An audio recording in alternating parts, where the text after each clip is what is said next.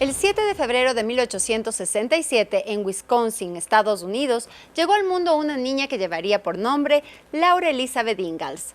Ella fue la encargada de contarle al mundo sus aventuras en un libro titulado La pequeña casa en la pradera y que en 1973 fue adaptado a la televisión con muchísimo éxito. En el siguiente reportaje lo llevaremos a conocer Walnut Grove, en el estado de Minnesota, un lugar mágico en donde el tiempo se detuvo para contarnos la historia de la familia Ingalls. ¿Cómo olvidarlos? Si fue por 9 años la familia más querida de la televisión.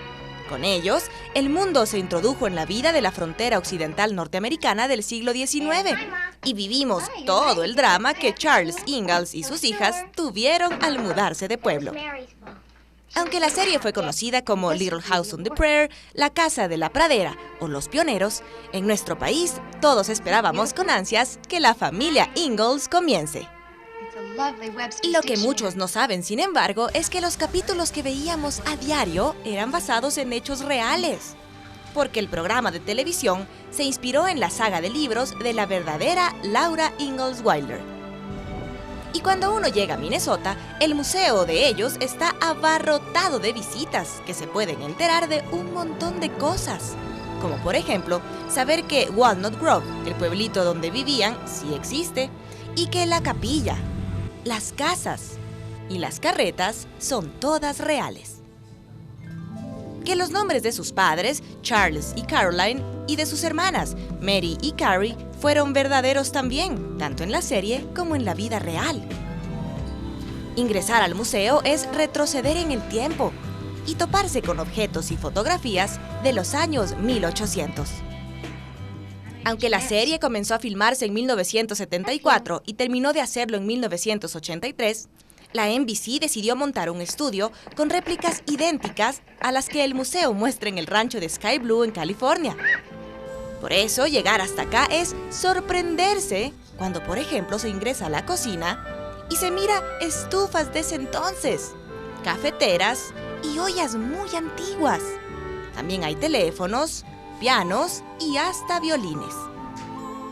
La cárcel o la casa de césped es imperdonable no visitar por dentro, así como la escuela, que conserva casi intactos los pupitres y el pizarrón. Por 9 años consecutivos, la familia Ingalls tuvo su éxito asegurado. Y en este fantástico lugar se conservan los artículos promocionales que salieron a la venta y fueron comprados por muchos, como estos platos coleccionables. Además, la revista americana TV Guide clasificó a Charles Ingalls, protagonizado por Michael Landon, como el 4º papá más grande de la TV de todos los tiempos. Y Melissa Sue Anderson, actriz que encarnó a Mary, la hija menor que se queda ciega, obtuvo un Emmy por su increíble actuación. Little House on the Prairie no solo abordó temas familiares, sino situaciones polémicas como la adicción, el racismo y el etilismo típicos del siglo XIX. En el museo existen recopilaciones de todo eso.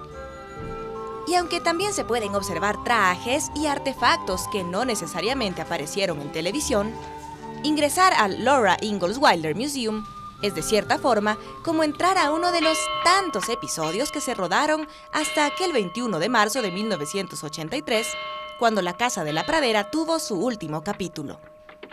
Si todavía siente nostalgia por esta tradicional familia, solo es cuestión de viajar hasta Minnesota y encontrar la calle Ingalls.